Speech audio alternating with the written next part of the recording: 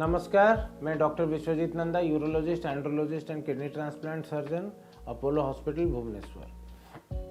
आज हम बात करेंगे एक कॉमन टॉपिक,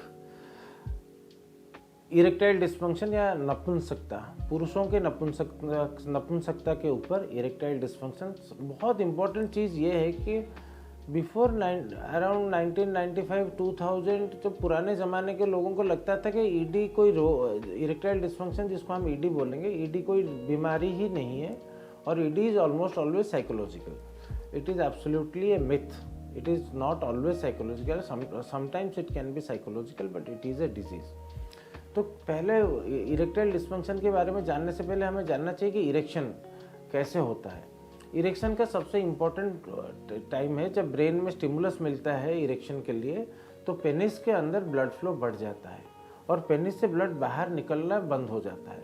तो जो ब्लड उसमें जमा होता है वो पेनिस को इरेक्ट करता है।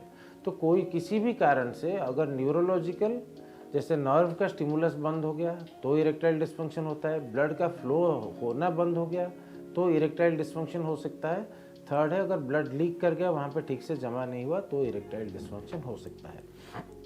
तो क्या होगा, erectile dysfunction is a tip of iceberg phenomenon. मतलब जितने पेशेंट हम देखते हैं उससे बहुत ज़्यादा पेशेंट्स हमारे समाज में हैं।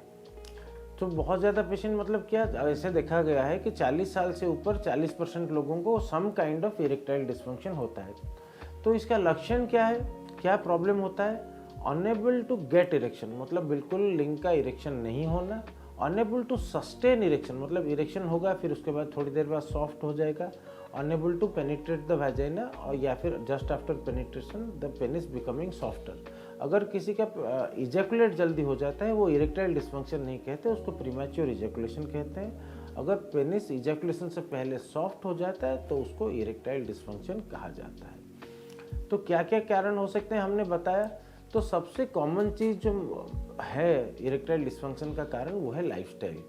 सबसे इम्पॉर्टेंट है सेडेंटरी लाइफस्टाइल, मोटापा, ज़्यादा मोटापा, too much of smoking, too much of alcohol. अगर आपका इंटेक डिसलिपिडेमिया, जैसे आपने बहुत मटन, चिकन, दारू वगैरह खाया, डाइट सेडेंटरी लाइफस्टाइल लिया, मोटापा बहुत है, फिर उसके बाद आपका कोलेस्ट्रॉल, टीजी वगैरह बढ़ गया। Diabetes is very common cause. Diabetes क्या करता है, छोटे छोटे वेसल्स या ब्लड वेसल और छोटे छोटे नर्व्स को डैमेज करता है। तो पहले वो जो पेनिस में सप्लाइंग छोटे छोटे नर्व्स और वेसल को डैमेज करके फिर इरेक्टाइल डिस्फंक्शन कराता है। कोई भी न्यूरोलॉजिकल डिजीज़ हो, ब्रेन रिलेटेड, स्पाइन रिलेटेड, उससे इरेक्टाइल डिस्फंक्शन हो सकता है।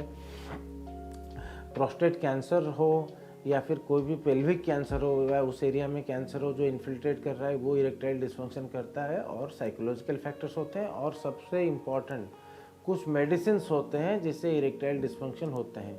तो आप जब पेशेंट देखते हैं इरेक्टाइल डिस्फंक्शन के, कोई दवाई, ब्लड प्रेशर दवाइयाँ कुछ हैं, ऐसे कुछ हैं दवाई, कुछ हेयर ग्रोथ के लिए लोग फिनास्टेराइड यूज़ करते हैं, उससे इरेक्टाइल डिस्फंक्शन हो सकता है। हमने कई बार लोगों का दवाई चेंज कराया है, उसके बाद उनको फ़ायदा मिला है। क्या कैसे डायग्नोसिस करते हैं, पहले इरेक्टाइल डिस्फंक्शन का हिस्ट्री सबसे इम्पॉर्टेंट है।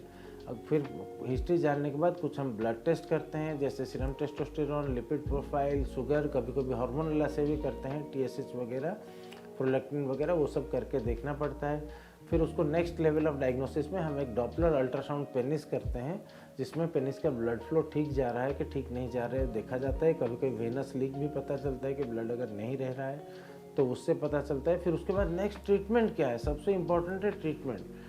पहले सबसे इम्पॉर्टेंट ट्रीटमेंट, अगर मेडिकल ट्रीटमेंट से आने से पहले मैं उसका साइकोलॉजिकल या फैमिली ट्रीटमेंट के बारे में बात करना चाहूँगा। सपोज एक आदमी 45 साल का है, वाइफ इज़ 37-36 ईयर्स, या फिर उसके बाद इरेक्टाइल डिस्फंक्शन शुरू हुआ, तो क्या करेंगे? Wife has another 10 years of sexual life, but husband is having erectile dysfunction. उस टाइम पे क्या होगा, अगर वाइफ हस्बैंड को गाली दे रही है या कुछ है, साइकोलॉजिकल स्ट्रेस देंगे तो इरेक्टाइल डिस्फंक्शन बढ़ जाएगा, फिर परफॉर्मेंस एंजाइटी होने लगेगा। तो सबसे इम्पॉर्टेंट है अंडरस्टैंडिंग बिटवीन द पार्टनर्स। वो अगर जहाँ पे भी हमारे पास पेशेंट्स आए, हस्बैंड वाइफ मिल के आके ट्रीटमेंट मोडालिटी को अप्रोच किया, फिर उनके रिजल्ट्स हमेशा बेटर ही आए हैं। देन एक आदमी छुप के आके ट्रीटमेंट लेके बोलना चाहेगा कि मैं ठीक हो गया। सबसे इम्पोर्टेंट है एक दूसरे को कन्वे करना कि हमें ये प्रॉब्लम है और हम ट्रीटमेंट के लिए जाते हैं। इसका रिस्क, सबसे इम्पोर्टेंट रिस्क फैक्टर है कि जिस आदमी को यंग एज में इरेक्टाइल डिस्फंक्शन होता है वो नॉर्मल सोसाइटी से 3 से 4 टाइम्स ज़्यादा रिस्क प्रोन है कार्डियक डिजीज़ के लिए या हार्ट अटैक के लिए, क्योंकि mechanism of blood flow, heart attack तब भी होता है जब हार्ट को ब्लड फ्लो कम होता है, और इरेक्टाइल डिस्फंक्शन तब भी होता है जब पेनिस को ब्लड फ्लो कम होता है। तो कभी कभी ऐसा होता है, जैसे मैं इसलिए बोल रहा हूँ कि erectile dysfunction is the precursor of cardiac disease, पहले ईडी होगा फिर हार्ट डिजीज़ होगा।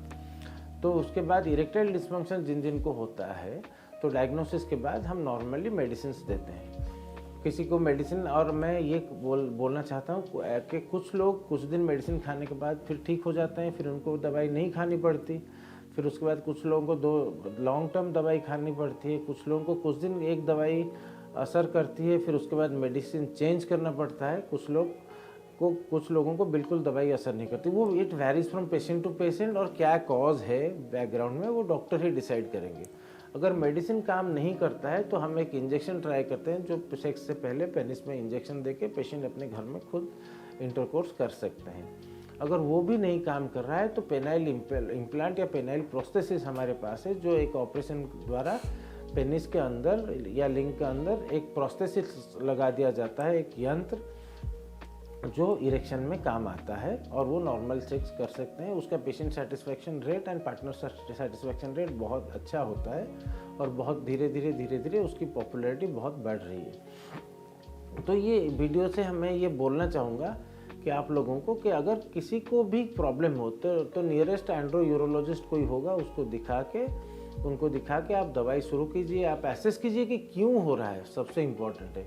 खाली साइकोलॉजिकल ऐसा बोल के नहीं चलेगा, क्यों हो रहा है कारण, क्योंकि आपको अलग बीमारी होने के भी चांसेस हैं। आप कंसल्ट कीजिए और अपने आप को ट्रीट करा सकते हैं। Thank you.